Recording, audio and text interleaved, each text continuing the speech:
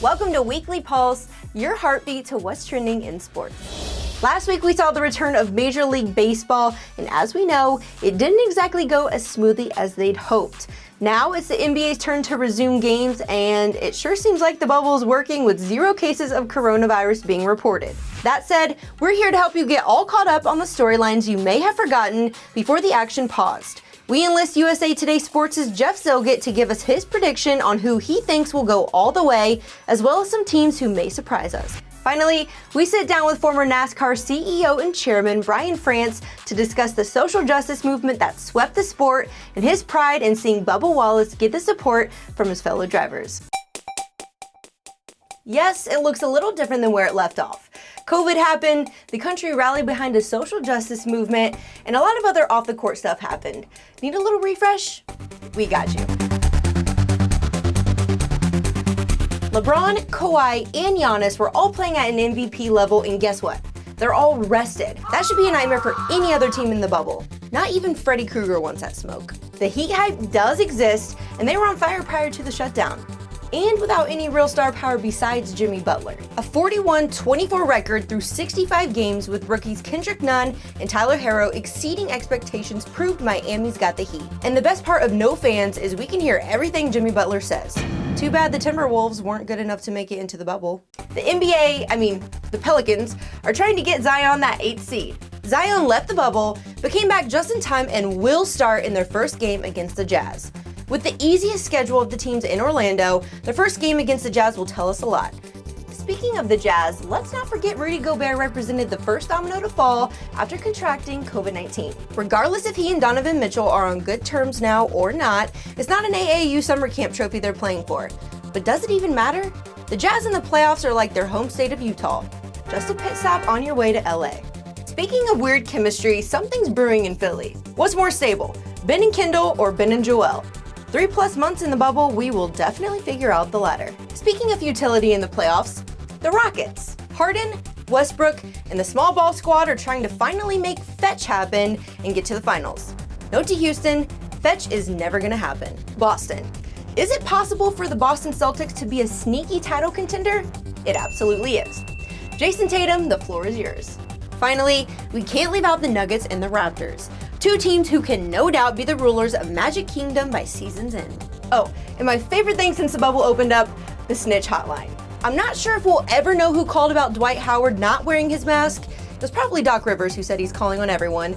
We do know it wasn't John Morant who said, "I see nothing, I hear nothing, I ain't saying nothing." Keeping up with the NBA really should be a reality show in itself. So, let's get ready for a season finale.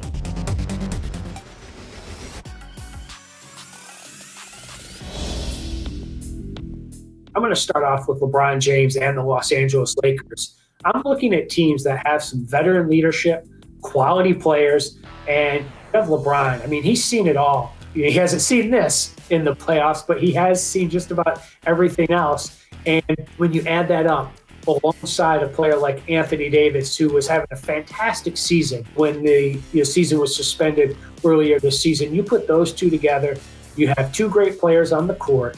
You have the veteran leadership of LeBron, and then he's surrounded by some other veteran players as well. Danny Green won a championship last year with the Toronto Raptors. Rajon Rondo has championship under his belt with the Boston Celtics, had many deep playoff runs. And so that's a team that top seed in the West. I expect them to finish as the top seed and get to the NBA Finals. And the Eastern Conference, I don't know if it's any more wide open, but Milwaukee has had such a great season. I fully expect them to make a deep playoff run, but they're going to have their challenges as well. There's a couple teams in the East that, could give them a really difficult time. The Boston Celtics are a wild card. If they start to play some great basketball with Jason Tatum leading the way, that's a team that I could see making a surprise run. And the team really no one has given a lot of attention to this year, despite being the defending NBA champions, is the Toronto Raptors. Even though they lost Kawhi Leonard to the Clippers in the offseason, the Raptors were still on pace to win 58, 59 games this year.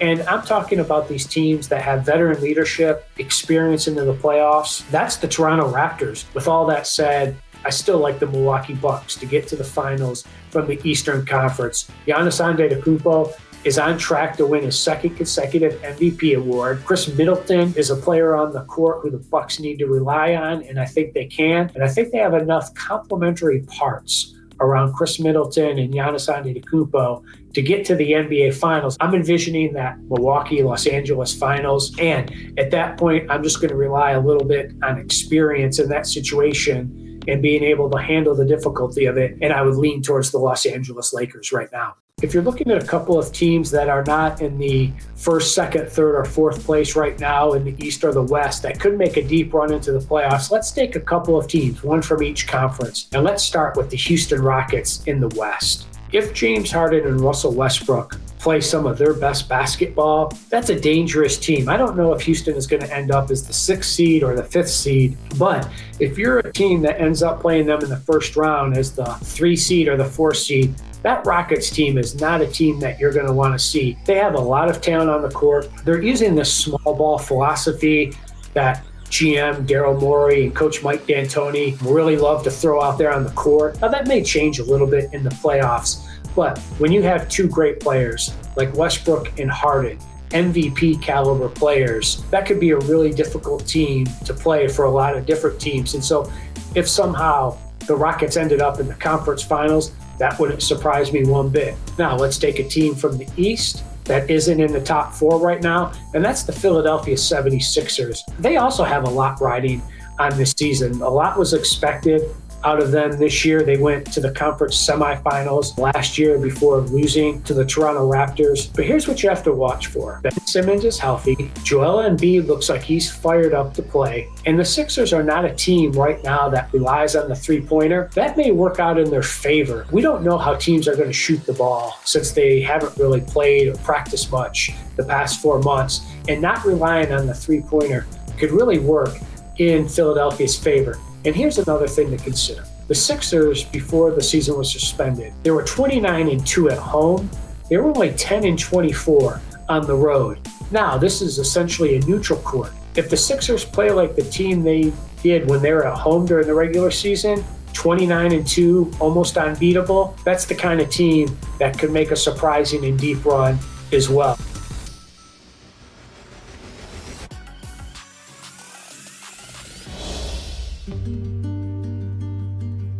When you saw all of Bubba Wallace's fellow drivers standing behind him and walking with him, I'm sure that was a very proud moment for you. What were your emotions when you saw that? I don't get emotional about too many things, but I must say that was one of those moments for me in all of sports that I went, wow. I felt super proud. I wasn't surprised because I know how people really feel. But the way they did it and the way Fox covered it, which was very, very well done, I thought that moment would go down in history as one of the turning points in this area for not only NASCAR, but for all of sports. The idea that the teams and the drivers would rally around Bubba was a special moment. What is your advice for commissioners and league leadership as it pertains to embracing player protests, the Black Lives Movement, and all the other different activities that the athletes in different sports are actively participating in? I'll tell you how we thought about it when I was the CEO of NASCAR. One is, let's take the race issue. We always want to be in step with our values, number one. Number two, with where society is on their way to and needs to end up at.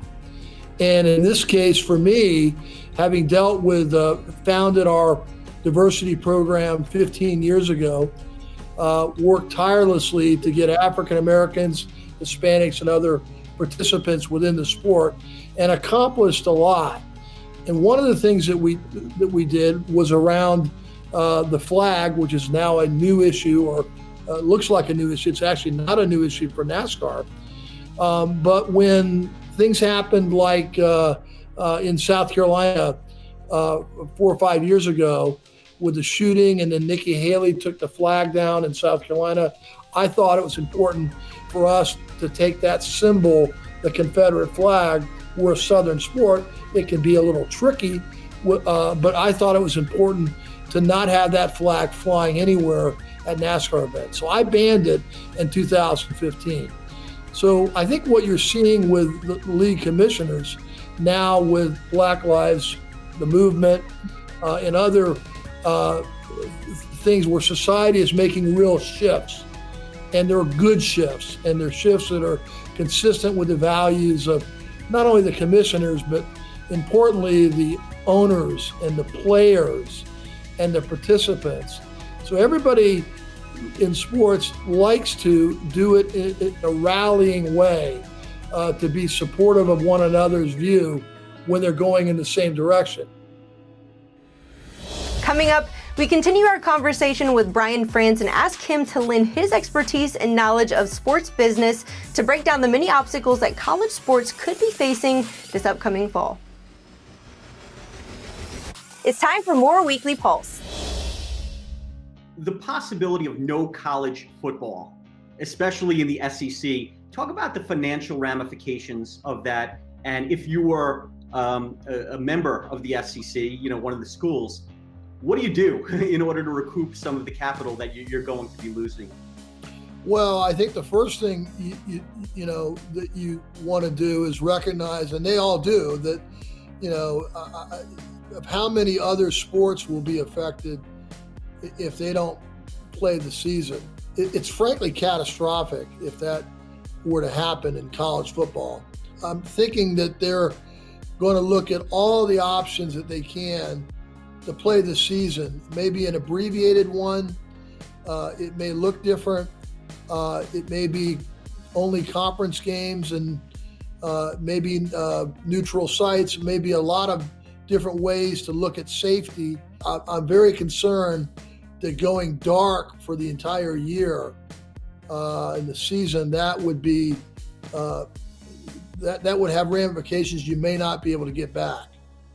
Sticking with college sports, the topic of name, image, and likeness, college athletes profiting off of their own name, image, and likeness. What's your take on that?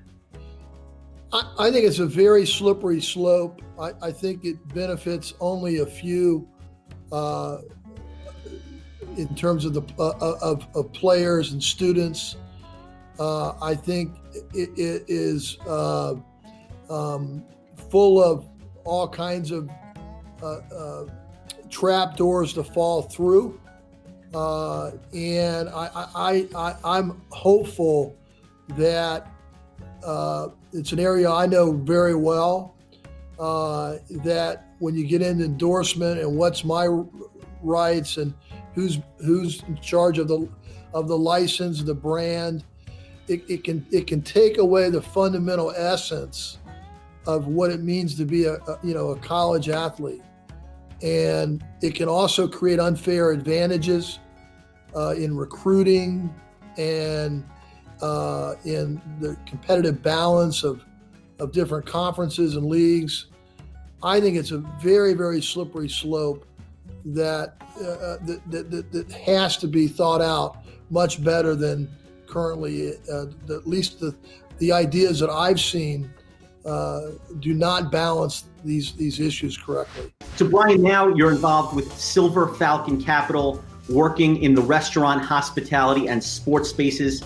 Tell me a little bit about Silver Falcon Capital and what you do with the organization. Well, one of the things you get a chance to do as a leader in sports is you work on a lot of intellectual property and media rights and extending brands and working with partners.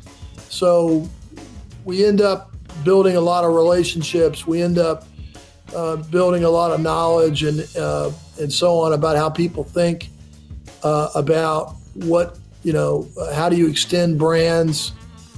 How do you grow the value of intellectual property? We did that a lot at NASCAR, of course. So I'm extending that with Silver Falcon into businesses that we're doing it ourselves with our own capital, so we can take a long view. It's fun for me because I love the entrepreneurial side of of growing things. So we're getting in the ground floor of different companies, working with young, energetic, smart people where we can put our capital, all the resources and knowledge that I've learned, and all the mistakes I've made over 30 plus years of doing this. So we're having fun making, hopefully good decisions and partnering with the right people. That does it for this week's episode of Weekly Pulse. Big time sports weekend ahead of us. Believe it or not, we will have the NBA, MLB, and NHL all back in action. Here's a tip. Be in front of the TV when Zion Williamson and the Pelicans take on John Morant and the Grizzlies Saturday night.